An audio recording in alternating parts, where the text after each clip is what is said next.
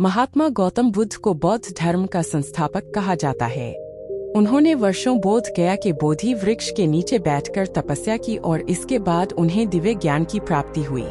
बुद्ध ने अपने विचारों और उपदेशों से पूरे संसार को शांति और अहिंसा का मार्ग दिखाया।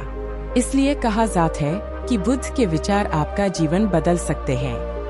बुद्ध की आज की अमृतवाणी में आपको बताएंगे गौतम बुद्ध से जुड़ी एक ऐसी कहानी के बारे में जिससे आपके जीवन में खुशियां ही खुशियां रहेंगी, क्योंकि बुद्ध का मानना है कि यह पूरी तरह से आप पर ही निर्भर करता है कि आप खुशी या गम क्या लेना पसंद करते हैं। आप क्या लेना पसंद करेंगे, उदासी या मुस्कान? एक बार बुद्ध एक गांव से गुजर रहे थे, लेकिन उस गांव में लोगों के बीच गौतम बुद्ध को लेकर गलत धारणा थी, जिस कारण वो बुद्ध को अपना दुश्मन मानते थे। जब उस गांव में बुद्ध आए तो गांव वाले उन्हें बहुत भला बुरा कहने लगे और बदुआएं देने लगे, लेकिन इसके बावजूद भी बुद्ध गांव वालों की बात शांति से और मुस्कुराकर चुपचाप सुनते रहे। गांव वालों ने देखा कि उनकी बातों का बुद्ध पर कोई असर नहीं हो रहा है और वे विनम्रता से उनकी बातें सुन रहे हैं। गांव वाले जब बोलते बोलते थक गए तो आखिर में बुद्ध ने कहा कि यदि आप सभी की बातें समाप्त हो गई हो तो मैं अब प्रस्थान करूं।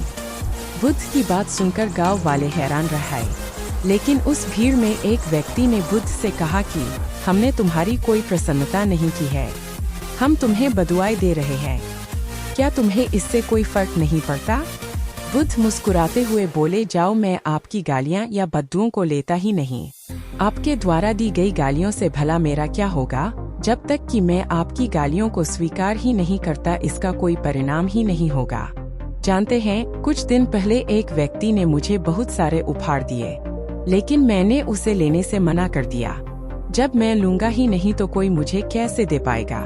बुद्ध ने पूछा, बताइए, अगर मैंने उपहार नहीं लिया तो उपहार देने वाले व्यक्ति ने क्या किया होगा?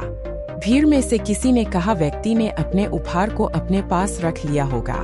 बुद्ध ने कहा, मुझे आप सब पर इसलिए दया आती है क्योंकि मैं आपकी इन गालियों को लेने में असमर्थ हूँ और आपकी ये गालियाँ आपके पास ही रह जाएगी। सीख: भगवान गौतम बुद्ध के जीवन से जुड़ी इस कहानी से यह सीख मिलती है कि हम अक्सर अपने दुखों का कारण दूसरों को समझते हैं, लेकिन असल में यह हम पर ही निर्भर करता है कि हम वास्तव में क्या लेना चाहते हैं, खुशी या गम, उदासी या मुस्कान।